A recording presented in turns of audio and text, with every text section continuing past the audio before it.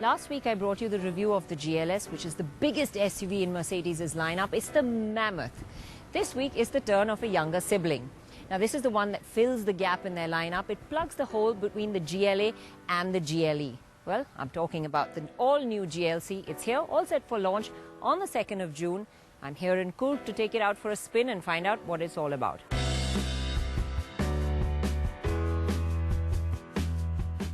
We've seen it at the world premiere and at the Auto Expo, but here, standing in the lush green countryside, it still catches my eye.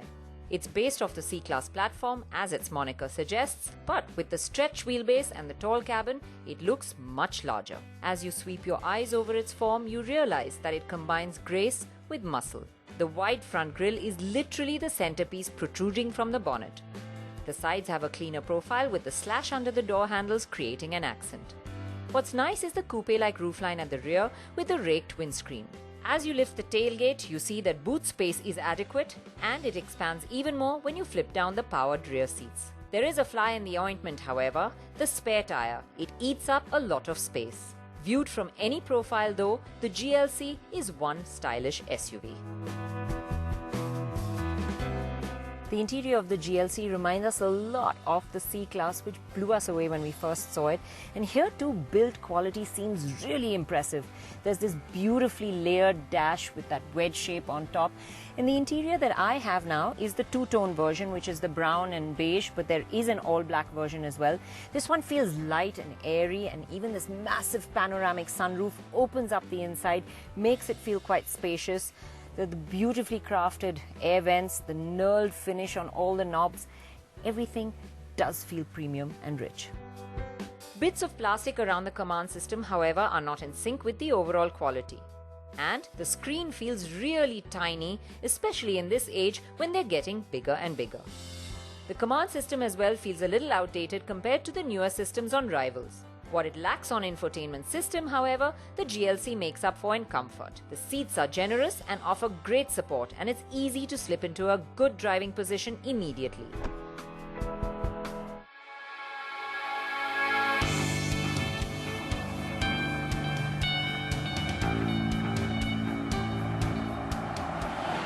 The first thing you notice when you get into this cabin is how hushed it really is on the inside. It's just so well insulated to sounds from the outside. A lot of work has been done on the acoustic insulation. The chassis mounting points have extra sound deadening to keep the road noise down, and the windscreen is also insulated to keep the noise out.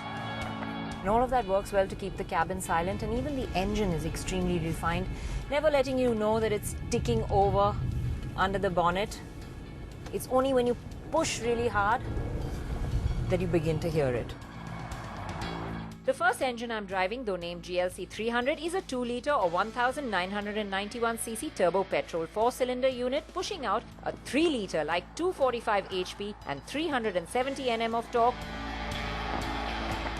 which seems more than adequate to propel this 1,871 kg car. The engine builds up power in a very linear, gradual manner. There are no sudden surges of torque, so it doesn't feel punchy, but it's no slouch either. It gets to the 100 mark in 7.5 seconds, which makes it quicker than its diesel rivals. Assisting performance and efficiency is the new gearbox. Now the 7-speed gearbox has been replaced by the 9G-tronic, and that swaps cogs really smoothly and efficiently when you're in comfort mode. Put it into sport and it gets a bit more aggressive, and that's probably the better thing to do, especially on a windy section of road like this where you want the shifts to be a little quicker. In comfort it can be a little lazy to shift down, especially when you want to make an overtake maneuver, or then just dab at the paddles and it's easy to get a move on. Shifting into Sport or Sport Plus mode does up the ante a bit, but the shifts are also far more perceptible and jerky. Still, there is a joy to driving in this mode as well.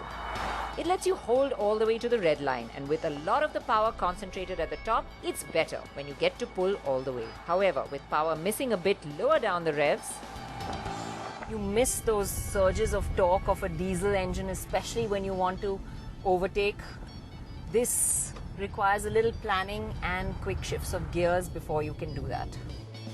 The beautiful roads around Coorg really let us give the GLC a thorough workout and test all its capabilities. The steering has a nice progressive feel, especially on a windy section of road like this. Feels well weighted, gives you loads of confidence. And the car has a good level of grip as well, but it's set up more for understeer. It's not exactly enthusiastic to change direction or hustle around a winding section of road. There's a fair amount of roll as well. The tires do protest, squealing around corners when you push, but they just stick to the road, offering great grip.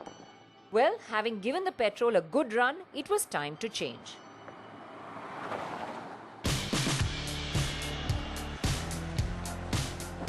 Well, I've switched over now to the 220D. This is the diesel variant. What I really like on the interior of this one is the matte black finish. The wood on the central console looks really nice, so a little difference inside. The 220D has the 2143cc power plant that puts out 170 HP and a healthy 400 Nm of torque. The 0 to 100 is a claimed 8.3 seconds. It's quicker than its rivals and it feels good out on the road too. This diesel engine feels responsive and nice. It serves up the power whenever you want. So whether you're just ambling around in city traffic, cruising on a highway, wanting to make an overtake, it's perfectly comfortable in any situation. What it lacks is top-end whack, so it doesn't feel exciting, but it is very, very drivable, and in most conditions, it makes the GLC feel sprightly and easy to drive. Well, a lot is said on how the car drives, but for the owners who will spend time in the back seat, there's reason to be happy too. The back seat of the GLC is actually pretty impressive as far as space is concerned. There's good amount of legroom, nice headroom. It feels spacious and airy. This panoramic sunroof really opens it up on the inside. I think even a third passenger can actually fit in over here. So on all those counts, it scores really well. Where it does lack a little bit is in the seat base. The squab feels a little short. Still, you will find that spending time in the GLC's backseat is a pleasant experience that will bring you to your destination in comfort. Now, the GLC is softly sprung and you do feel that in the ride quality in the backseat, because when you're going quick and over undulating surfaces, there is a fair bit of movement. But the flip side of that is a positive one, because at low speeds you get this nice, pliant ride quality.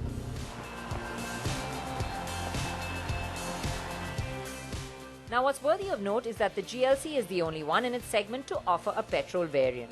So with all the diesel restrictions that are coming into place, customers have a choice. The GLC is definitely worthy of the three-pointed star emblazoned on the bonnet, and it does what a Merc is supposed to do, offers you comfort and luxury in good doses. It does come pretty well equipped too, and at launch you can expect the GLC to be around the 50 to 55 lakh price tag. The GLC is not a very involving drive and it may not be an enthusiast SUV, but what it is comfortable, it's spacious, it's very refined, it's got a good level of interior, feels very rich and premium, and it's easy to drive. Well, that's what most people in this segment are looking for, and on all those counts, the GLC scores really well.